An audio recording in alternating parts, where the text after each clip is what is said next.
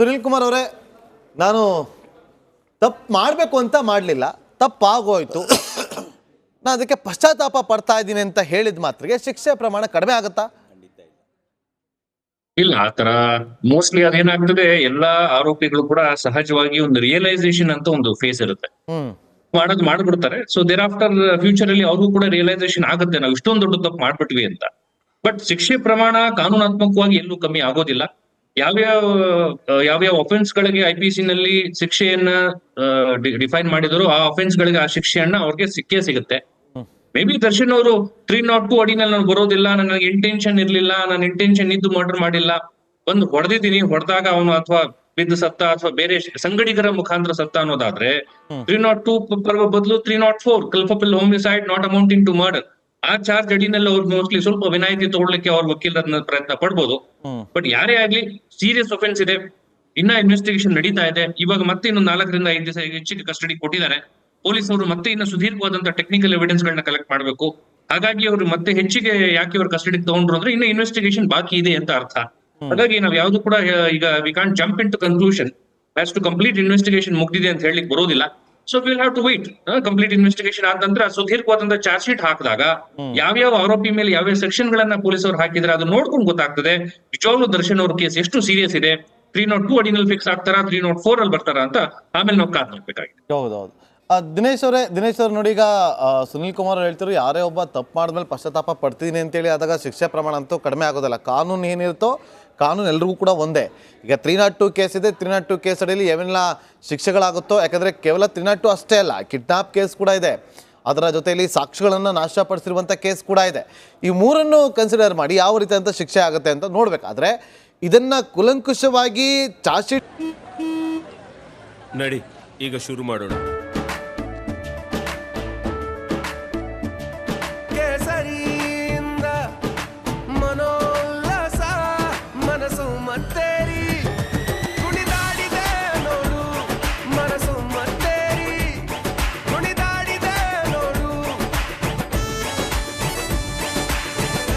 ಕ್ಷಣ ಕ್ಷಣವೂ ಆಚರಿಸಿ ಕೇಸರಿ ಹಬ್ಬ. ವಿಮಲ್ ಬಾಯಲ್ಲಿ ಹೇಳಿ ಕೇಸರಿ. ಸಲ್ಲಿಕೆ ಮಾಡೋವರೆಗೂ ಕೂಡ ತನಿಖಾಧಿಕಾರಿಯ ಮೇಲೆ ಡಿಪೆಂಡ್ ಆಗಿರುತ್ತೆ. ದಿನೇಶ್ ಅವರೇ, ಎಷ್ಟು ಇಂಪಾರ್ಟೆಂಟ್ ಅಂದರೆ ತನಿಖಾಧಿಕಾರಿಯ ಒಂದೊಂದು ಲೈನ್ ಕೂಡ ಚಾರ್ಜ್ ಶೀಟ್ನಲ್ಲಿ ಉಲ್ಲೇಖ ಮಾಡಬೇಕಾದ್ರೆ ಎಲ್ಲವೂ ಕೂಡ ಇಂಪಾರ್ಟೆಂಟ್ ಆಗುತ್ತೆ.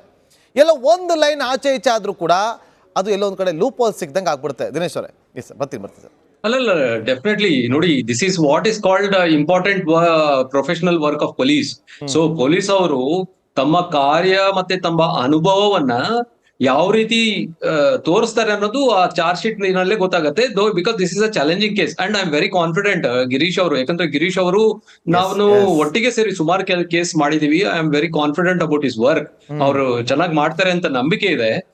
ಎಲ್ಲದಕ್ಕಿಂತ ಇಂಪಾರ್ಟೆಂಟ್ ನೋಡಿ, ಈಗ ಚಾರ್ಜ್ ಶೀಟ್ ಇದರಲ್ಲಿ ನಮ್ಮ ವಕೀಲರು ಹೇಳ್ದಾಗೆ ನಾವು question is it 302 or 304? But most likely it will fall in the view of 304. ಯಾಕಂದ್ರೆ that is culpable homicide not amounting murder. ಯಾಕಂದ್ರೆ ನಾವು ಹೊಡೆಯೋ ಇಂಟೆನ್ಷನ್ ಇದೆ, ಬಟ್ ಸಾಯಿಸೋ ಇಂಟೆನ್ಷನ್ ಇರ್ಲಿಲ್ಲ. ಆ ತರ ಹೊಡೆದ್ರೆ, ಆ ಜಾಗಕ್ಕೆ ಹೊಡೆದ್ರೆ ಸಾಯ್ತಾರಂತ ನಮ್ಗೆ ಗೊತ್ತಿಲ್ಲ. The knowledge that it is going to be causing death ಅಂತ ಗೊತ್ತಿರಲ್ಲ ಅಂತ. That is how that will be the common defence ಬರ್ತದೆ ಈ ಕೇಸ್ ನಲ್ಲಿ. But one thing, instead of kidnapping I use the term abduction. ಯಾಕಂದ್ರೆ abduction with an intention to murder ಅನ್ನೋದು ಈ case ನಲ್ಲಿ ಬಂದಾಗ್ಲೂ ಸಹ 364 ಪ್ರಕಾರ ಅವರಿಗೆ 10 ವರ್ಷ ಶಿಕ್ಷೆ ಆಗೇ ಆಗತ್ತೆ. Plus criminal conspiracy is very there. Along with that ಈ 120B ಅದೇನು ಕ್ರಿಮಿನಲ್ ಕಾನ್ಸ್ಪಿರಸಿ ಇದೆ ಅದು ಒಂದು, ಪ್ಲಸ್ ಡಿಸ್ಟ್ರಕ್ಷನ್ ಆಫ್ ಎವಿಡೆನ್ಸ್ ಎಲ್ಲದಕ್ಕಿಂತ. ಯಾಕಂದ್ರೆ ಡಿಸ್ಟ್ರಕ್ಷನ್ ಆಫ್ ಎವಿಡೆನ್ಸ್ ಗೆ ಬಾಡಿ ಡಿಸ್ಪೋಸ್ ಮಾಡೋದಕ್ಕೆ ಹಣ ಕೊಟ್ಟಿರೋದು, ಗಾಡಿ ಕೊಟ್ಟಿರೋದು, ಮತ್ತೆ ಫೋನ್ ಕಾನ್ವರ್ಸ್ ಮಾಡಿರೋದು, this are all the evidences which supports the destruction of evidence. ಇವೆಲ್ಲ ಸೇರಿ ಇದ್ದಾಗ definitely I don't think even god can save him. ತಾವು ಒಂದು ಪ್ರಶ್ನೆ ಕೇಳಿದ್ರಿ ನಮ್ಮ ವಾಸುದೇವ್ ಸರ್ಗೆ. ಅಂದರೆ ಪವಿತ್ರ ಗೌಡ ಅವರು ಇವತ್ತು ಅವರ ಅಳಕನ್ನ ಅಡ್ವೊಕೇಟ್ ತೋರಿಸಿದ್ರು ಅಂತ. ನಮ್ಮ ಕೋರ್ಟ್ನಲ್ಲಿ ನಾವು ಸಬ್ಮಿಷನ್ ಅಂತ ಹೇಳ್ತೀವಿ, ನಮ್ಮ ಪದಗಳನ್ನ ನಾವು ಕೋರ್ಟ್ ಮುಂದೆ ಇಡುವಂಥದ್ದು. ಅದರಲ್ಲಿ ರಿಲೆವೆಂಟ್ ಸಬ್ಮಿಷನ್, ಇರ್ರಿಲೆವೆಂಟ್ ಸಬ್ಮಿಷನ್ ಅಂತ. ಯಾವ್ದು ರಿಲೆವೆಂಟು? ಈ ಕೇಸ್ನಲ್ಲಿ ಈ ಸಮಯದಲ್ಲಿ ರಿಮ್ಯಾಂಡ್ ಅಪ್ಲಿಕೇಶನ್ ಹಾಕಿದಾಗ ನಾವು ಏನು ಸಬ್ಮಿಷನ್ ಮಾಡ್ತೀವಿ, negotiation of taking to custody, ಕೊಡಬಾರ್ದು ಸ್ವಾಮಿ ಕಸ್ಟಡಿ ಅಂತ ನಾವು ಒಂದು ಡಿಫೆನ್ಸ್ ತೊಗೊತೀವಿ. ಬಟ್ ಅಂಥ ಸಮಯದಲ್ಲಿ ಈ ಥರ ಒಂದು ಸಬ್ಮಿಷನ್ನ ನಾವು ಖಂಡಿತವಾಗ್ಲೂ ಇರ್ರಿಲೆವೆಂಟ್ ಅಂತ ಹೇಳ್ತೀವಿ. ಮಾನಸಿಕವಾಗಿ ಆಕೆ ದುಃಖದಲ್ಲಿ ಇರೋದು ಕೋರ್ಟ್ ಹಿಡ್ಕೊಂಡು ಏನು ಮಾಡುತ್ತೆ? ಅದಕ್ಕೂ ಈ ಪ್ರಕರಣಕ್ಕೂ ಏನು ಸಂಬಂಧ? It is not important to analyze the sentiment anything. doesn't apply by It the is, Indian there is Penal nothing Code. important. ಇಲ್ಲಿ Indian ಹೇಳ್ಬೇಕಾಗ್ತಿರೋದು Penal Code ಅಲ್ಲಿ sentiment ಬರ್ತೀನಿ apply ಬರ್ತೀನಿ ಸರ್. ಎರಡನೇದು- ಮತ್ತೆ ಈ ಸೆಂಟಿಮೆಂಟ್ ಅನ್ನೋ ವಿಚಾರವನ್ನು ಇಟ್ಕೊಂಡು ಪ್ರಶ್ನೆ ಮಾಡ್ತೀನಿ. ನಿವೃತ್ತ ಪೊಲೀಸ್ ಅಧಿಕಾರಿ ಆಗಿರುವಂಥ ಲೋಕೇಶ್ವರ್ ಅವರು ನಮ್ಮೊಂದಿಗೆ ಜಾಯ್ನ್ ಆಗಿದ್ದಾರೆ. ಅವರು ಅಧಿಕಾರಿ ಆಗಿದ್ದಾಗ ಯಾರೆಲ್ಲ ಲಾಠಿ ಏಟ್ ತಿಂದಿರಂತ ಅವ್ರಿಗೆ ಮಾತ್ರ ಗೊತ್ತು, ಅವ್ರ ಎಂತ ಖಡಕ್ ಆಫೀಸರ್ ಅಂತ ಹೇಳಿದ್ರೆ ನಾನು ಕೂಡ ಒಬ್ಬ. ಲೋಕೇಶ್ವರ್ ಅವರೇ, ಈಗ ನೀವು ಗಮನಿಸ್ತಾ ಇದ್ರಿ ಈ ವಿಚಾರವನ್ನು. ನೆಕ್ಸ್ಟ್ 5 days ಅವ್ರಿಗೆ ಕಸ್ಟಡಿ ಕೊಟ್ಟಿದ್ದಾರೆ. 6 ದಿನದಲ್ಲಿ ಒಂದಷ್ಟು ಏನು ತನಿಖೆ ಮಾಡಿದ್ರಲ್ಲ, ಒಂದು CD ಮಾಡಿ ಕೊಟ್ಟಿದ್ದಾರೆ. ಅದರಲ್ಲಿ ಗಂಭೀರವಾದಂಥ ವಿಚಾರ ಇದೆ, ಗಮನಿಸಿ ಅಂತೇಳಿ. ಏನಿರ್ಬೋದು ಅಂತ ನೀವು ಅನ್ಕೋತೀರಿ? ಯಾಕೆ ಆ ಮುಚ್ಚಿದ ಲಕೋಟೆಯಲ್ಲಿ ಆ CD ನ ಕೊಡ್ತಾರೆ ಅಂತೇಳಿ? ಇಲ್ಲ, ಅಲ್ಲಿ ಕೆಲವು ಐ ವಿಟ್ನೆಸ್ಸಿನ ಶಾರ್ಟೇಜ್ ಇದೆ. ಇಲ್ಲಿ ಎಲ್ಲ ಸರ್ಕಮ್ಸ್ಟಿಯಲ್ ಎವಿಡೆನ್ಸಸ್ಸೇ ಜಾಸ್ತಿ ಇರೋದು, ಅದರಲ್ಲೂ technical evidences like phone, CDR, ಡಂಪಿಂಗು, ಇದು ಮತ್ತು CCTV ಫುಟೇಜಸ್ಸು, ಇವು ಜಾಸ್ತಿ ವಿಚಾರ ಇದೆ. ಅದ್ರ ಜೊತೆಗೆ ಮನುಷ್ಯರ ಸಾಕ್ಷಿಗಳು ಹೇಳಿಕೆ, ಅದರಲ್ಲೂ ಐ ವಿಟ್ನೆಸ್ಸಸ್ಸು. ಇವತ್ತು ಟಿ ವಿಲಿ ಒಬ್ಬ ಹೇಳ್ತಾ ಇದ್ದ, ಯಾವ ಊರವನು, ಚಿತ್ರದುರ್ಗದವನು, ನಾನೇ ಅದು ಆಟೋದಲ್ಲಿ ಗತ್ಸ್ಕೊಂತಿದ್ರು ಕಾರಲ್ಲಿ, ನಾನು ನೋಡಿದೆ, ಏನೋ ಅಂತ ಕೇಳಿದೆ, ಏನಿಲ್ಲ ಅಂತ ಹೋಗು ಅಂದರು ನನಗೆ ಅಂತ ಅವನು ಟಿ ವಿ ಇಂಟರ್ವ್ಯೂವ್ರಿಗೆ ಹೇಳ್ತಾ ಇದ್ದ. ಸೊ ಈಗ ಅವನು ಆ್ಯಕ್ಚುಲಿ ಒಬ್ಬ ಐ ವಿಟ್ನೆಸ್. ಅದಕ್ಕೆ ಅಲ್ಲಿ ಅವ್ನು ಕಿಡ್ನ್ಯಾಪ್ ಮಾಡೋ ಸಂದರ್ಭದಲ್ಲಿ ಅವನು ಫಿಸಿಕಲ್ ಆಗಿ ನೋಡಿದವನು. ಈಗ ಬರೀ ಆರೋಪಿಗಳ ಹೇಳಿಕೆ ಮೇಲೆ ನೀವು ಮಾಡ್ಕೊಂಡಿರೋದಷ್ಟೇ. ನಾವು ಇಲ್ಲಿ ಚೇಂಜ್ ಮಾಡಿಕೊಂಡು ಇಲ್ಲಿ ಆಟೋ ಬಂತು ಅದು ಇದು ಅಂತ ಹೇಳ್ಕೊಂಡದ್ದು ಬಿಟ್ಟರೆ ಐ ವಿಟ್ನೆಸ್ ಯಾರೂ ಅಲ್ಲಿ ಇರಲಿಲ್ಲ. ಈಗ ಆ ಟಿ ವಿಯಲ್ಲಿ ಇಂಟ್ರ್ಯೂ ಆದ ವ್ಯಕ್ತಿನ ಇವ್ರಿಗೆ ಕ್ಯಾಚ್ ಮಾಡಿದ್ರೆ ಅವನೇ ಐ ವಿಟ್ನೆಸ್ಸಲ್ಲಿ ಅವನ್ನ ರೇಣುಕ ಸ್ವಾಮಿನ ಕಾರಲ್ಲಿ ಕುಂಡಿಸ್ಕೊಂಬಂದಿದ್ದಕ್ಕೆ ಈ ಥರದ ಐ ವಿಟ್ನೆಸ್ಸಸ್ ಅವಶ್ಯಕತೆ ತುಂಬ ಬೇಕಾಗುತ್ತೆ. ಮತ್ತು ಶೆಡ್ಡಿಗೆ ಕರ್ಕೊಂಬಂದಾಗ ಶೆಡ್ಡಲ್ಲಿ ಬರೀ CCTV ಫುಟೇಜಸ್ ಒಂದೇ ಪ್ರಶ್ನೆ ಆಗಿಲ್ಲ, ಅಲ್ಲಿ ವರ್ಕಿಂಗ್ ಹ್ಯಾಂಡ್ಸ್ ಇದಾವಲ್ಲಿ, ಸೆಕ್ಯೂರಿಟಿ ಗಾರ್ಡ್ಸ್ ಇದ್ದಾರೆ, ಬೇರೆ ಬೇರೆ ವರ್ಕರ್ಸ್ ಇದ್ದಾರೆ.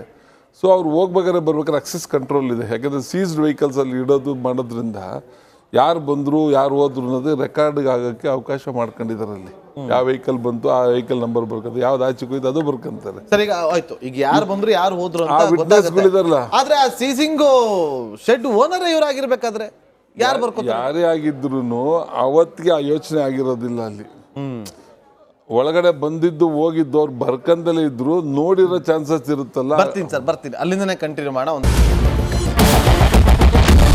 ಕ್ಯಾಪ್ಟನ್ ಅರ್ಜುನ್ ಕೊಂದಿದ್ದು ಯಾರು? ಅವ್ರ ನರೇಟಿವ್ ಎಲ್ಲಿ ತಂದಿಟ್ಟಿದ್ದಾರೆ ಅಂತಂದ್ರೆ ಸಂಪತ್ತನ್ನ ಹಂಚಿಬಿಡೋದು ಅಂತ. ಇದು ಸ್ಟುಡಿಯೋ ಟಿಪ್ಪು ಜಯಂತಿ ಮಾಡಕ್ಕೆ ಅವ್ರಿಗೆ ಖಂಡಿಸಿದ್ರು. Very nice. ಯಾರು ತಪ್ಪು ಮಾಡಿರೋದಿಲ್ಲಿ? ಓಲೈಕೆ ಹೇಳಿಕೆ ಇದು ಅಂತ ಹೇಳಿ ಯಾಕೆ ಪರಿಗಣಿಸಬಾರ್ದು? I.N.I. ಕಿಚ್ಚಕ್ಕಲ್ಲ ಇದು ವೇದಿಕೆ. ಇದು ಫೋಟೋ ಡಿಬೇಟ್ ಅಲ್ಲ. ಎಲ್ರಿಗೂ ಒಂದು ಟೈಮ್ ನಿಮ್ಮ ಸಮಯ ಮುಗಿದಿದೆ. ಅವ್ರು ಹೇಳೋಕ್ಕಿಂತ ಮುಂಚೆನೆ ಹೇಗೆ ಪ್ರತಾಪ್ ಸಿಂಹ ಪಾಸ್ ಕೊಟ್ಟಿದಂತ ಆಗ್ಲಿ ಡಿಕ್ಲೇರ್ ಆಗೋಗಿತ್ತು ಅಂತ ನನಗೊಂದು ಡೌಟ್ ಬಂತು. ಸಾಕು ನಿಲ್ಸಿ, ಸಾಕು ನಿಲ್ಸಿ. ಕೆಟ್ಟ ಪದ ಬಳಕೆ ಕಾಂಪಿಟೇಷನ್ ಇಟ್ಟಿಲ್ಲ ನಾವಿಲ್ಲಿ.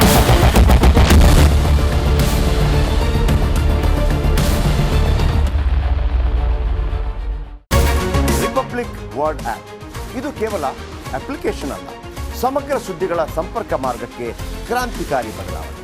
ರಿಪಬ್ಲಿಕ್ ವರ್ಡ್ ಆಪ್ ಕೇವಲ ಸುದ್ದಿ ಅಪ್ಲಿಕೇಶನ್ ಪರಿಚಯಿಸ್ತಾ ಇಲ್ಲ, ಬದಲಾಗಿ ಡಿಜಿಟಲ್ ಸುದ್ದಿ ಬಳಕೆಯ ಹೊಸ ಯುಗಕ್ಕೆ ನಾಂದಿ ಹಾಡ್ತಾ ಇದೆ.